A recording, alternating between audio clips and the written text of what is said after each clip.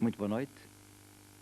Muito se tem falado dos últimos dias da condenação à morte por enforcamento de John Ivan Demjanjuk, depois de um julgamento que demorou quase 2 anos em Jerusalém. Posso testemunhar pessoalmente, porque estive em Israel há 1 ano e poucas semanas, e até já dei conta disso num dos programas de informação aqui na RTP, que o julgamento decorreu de forma exemplar. Foram proporcionados ao réu todos os meios de defesa possíveis e facultada inclusive uma notável equipa de juristas internacionais para a sua própria defesa. O juiz-presidente, aliás de grande prestígio, foi de um escrúpulo e de um rigor acima de qualquer suspeita, facto internacionalmente testemunhado. Demjanjuk, provou-se, é Ivan o Terrível, o carrasco de Treblinka, um dos campos de concentração, como se sabe, e de extermínio criados na Polónia mártir e heroica depois da invasão de Hitler em 1 de setembro de 1939, data em que estalou a última grande guerra mundial.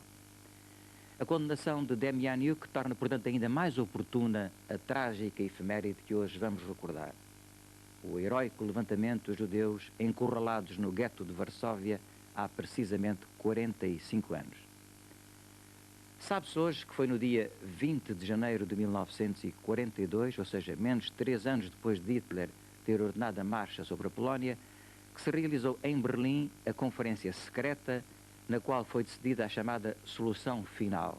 Isto é, foi nesse dia que os nazis alemães adotaram a tese da destruição maciça, o extermínio biológico de todos os judeus da Europa através de 2 métodos. Primeiro, a morte imediata dos incapacitados para o trabalho, através de fuzilamentos em massa, e depois, para os considerados aptos, trabalhos forçados, sob condições mínimas de vida, até à morte por esgotamento ou extermínio em câmaras de gás letais. Foram criados campos na Polónia, como de Auschwitz e Treblinka, e na Alemanha, como Dachau e Buchenwald, para só citar estes. Em verdadeiras hecatombes, com uma magnitude e uma crueldade inenarráveis, foram metodicamente assassinados, depois de torturados, milhões de judeus só pelo facto de serem judeus. Foi o Holocausto. E de tal ordem ganhou então significado concreto a palavra genocídio, hoje tão corrente e tão banalizada, infelizmente. Durante todos os anos da senha paranoica de Hitler e dos seus esbirros contra os judeus, conhece-se apenas um caso de resistência desesperada e patética, mas afinal quase inútil. Foi a que se registou na noite que antecede a Páscoa judaica, a noite de 18 para 19 de abril de 1943. É o 45º aniversário desse desesperado levantamento que, como disse, trata o documentário desta noite, cedido pela televisão polaca. As imagens que vamos ver servirão, quanto mais não seja, para avivar o que tem faltado a muitos povos, a memória.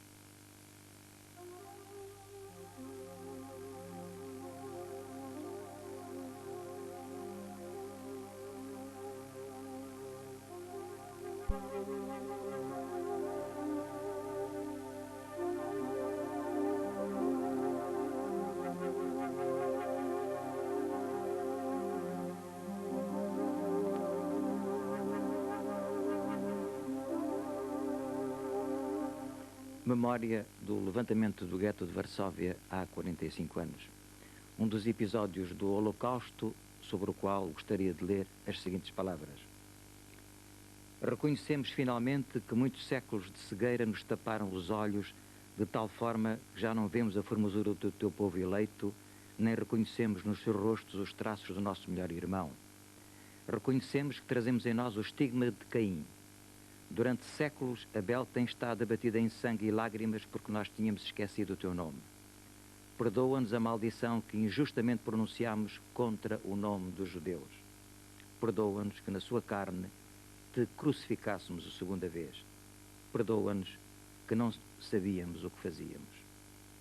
Oração de arrependimento, redigida pouco antes de morrer, em 3 de junho de 1963, pelo Papa João XXIII, o Papa do Concílio Ecuménico Vaticano II, que acabou, anos depois, com a inimizade entre o cristianismo e o judaísmo. Uma palavra ainda, antes de terminar.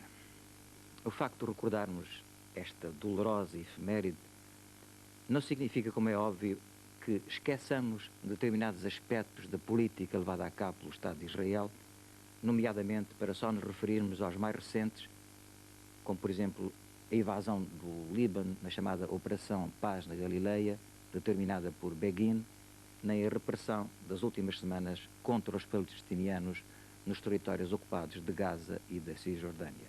Isso é outra história, aliás, bem triste.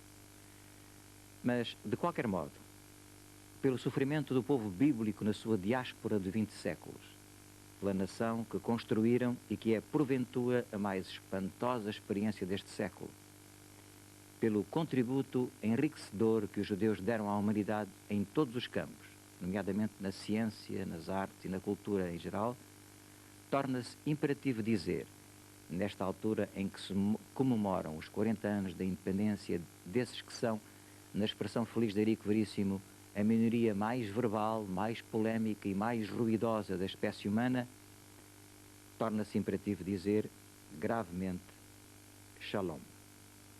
Shalom Israel. Foi o Telemundo.